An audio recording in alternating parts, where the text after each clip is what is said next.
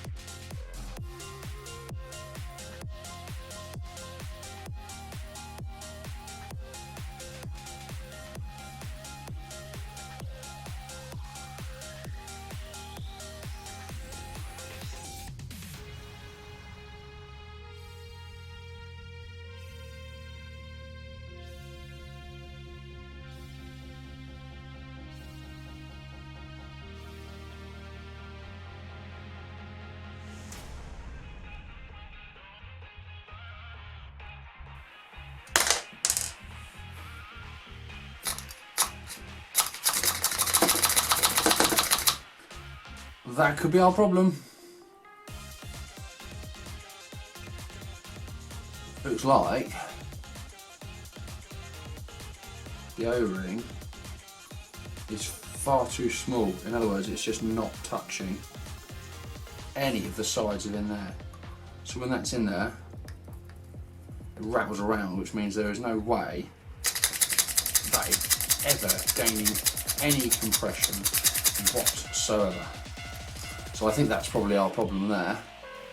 But I think these are bits we're going to change out and swap up and upgrade anyway, just for some more superior bits. But yeah, that is the problem in this one. Zero air seal whatsoever.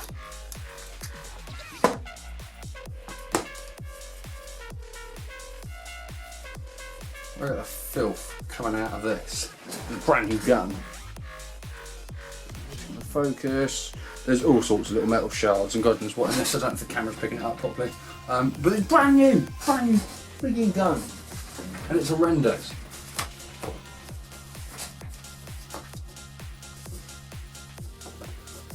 Look at that, and even more. The camera's even going to show it. But yeah, that is covered in little tiny filings. But yeah, amazing.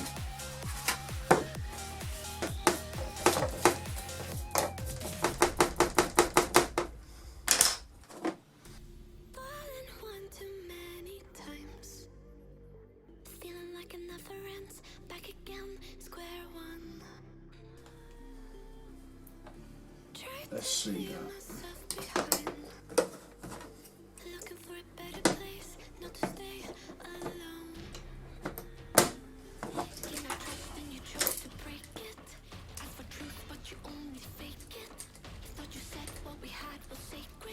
Right, okay, first impression is looking good. However, we won't know we've truly got it right until we've got some screws in there.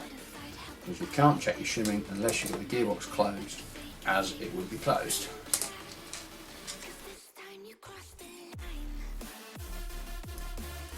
to do it so that I've got a triangle of screws around. So we're giving equal amount of kind of compression, I suppose, on the gearbox, holding it all together.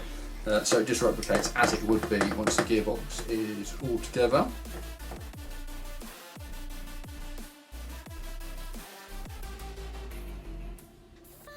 No, too tough. Do it again.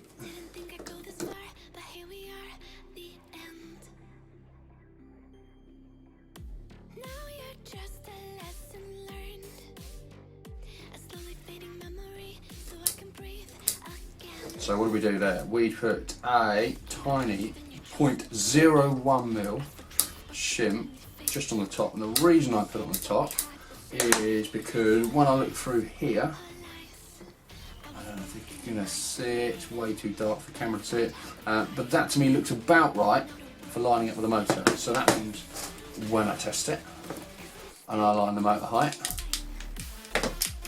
then we know we're about the right height for it all to work nicely.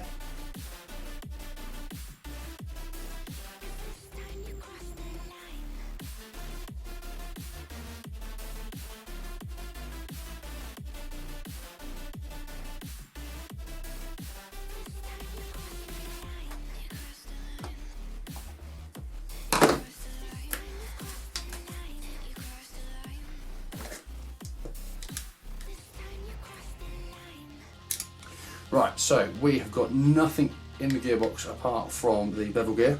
Obviously the trigger setup's all sitting there, but that's irrelevant for what we're doing. The reason we've done that is because we are going to set the motor height, and having everything else out of the way allows me to access down here to get to the bevel gear to make sure that it's making the correct amount of contact.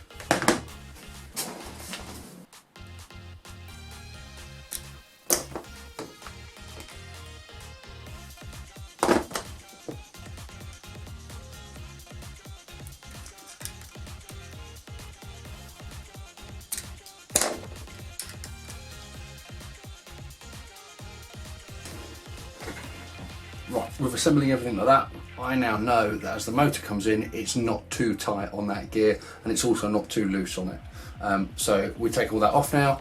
That we don't touch because that's now set where we want it, so that we know when we put it together, that's going to be at the perfect height for it to mesh with the bevel gear.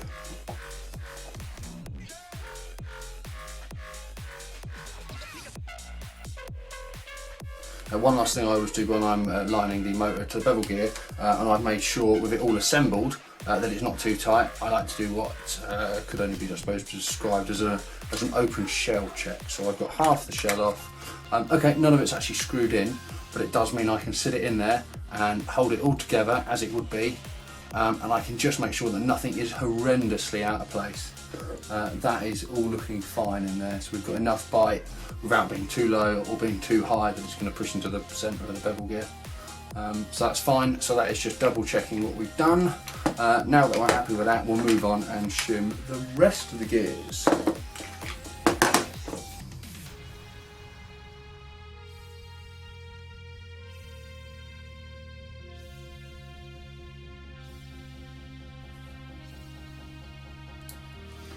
Right, everything's all shimmed. I like to start down here, that's where I will start, and we move up to this one, move up to this one. Everything is now spinning nicely in here. So that's good. So that is ready to be built back with the piston cylinder and then put all back together. With some fresh grease in it, of course.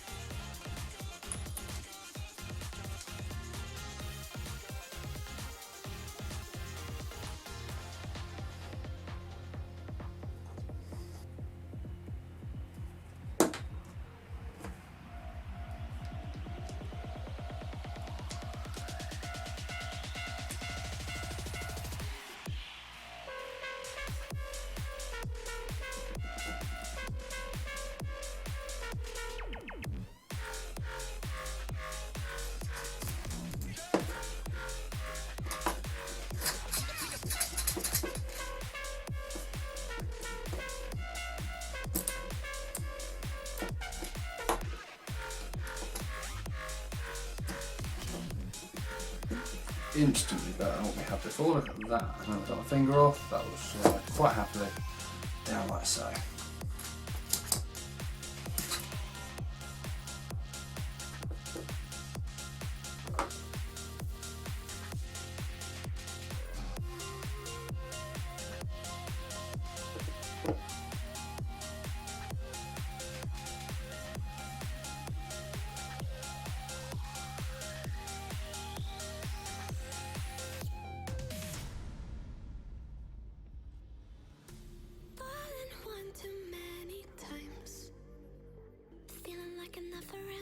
Back again, square one. Trying to leave myself behind.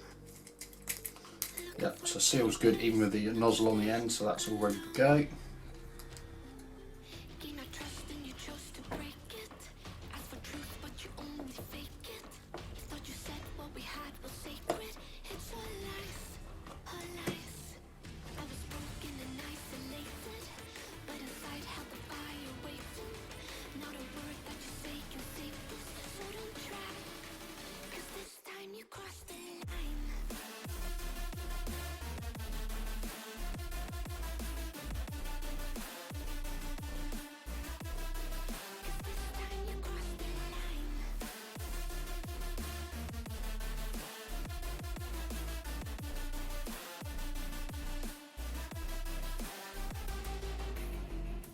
Funny how the tables turned. Didn't think I'd go this far, but here we are, the end. Now you're just a lesson learned, a slowly fading memory, so I can breathe again. Gain my trust and you chose to break it. Ask for truth, but you only fake it. Thought you said what we had was sacred. It's all lies, all lies. I was broken and isolated, but inside held the fire waiting. Not a word that you say can save this, so don't try. 'Cause this time you crossed the line.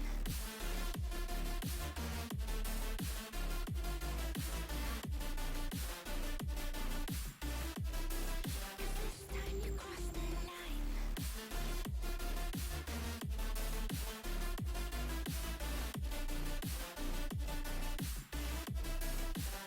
time you crossed the line. You crossed the line. You crossed the line. You crossed the line. This time you crossed the line.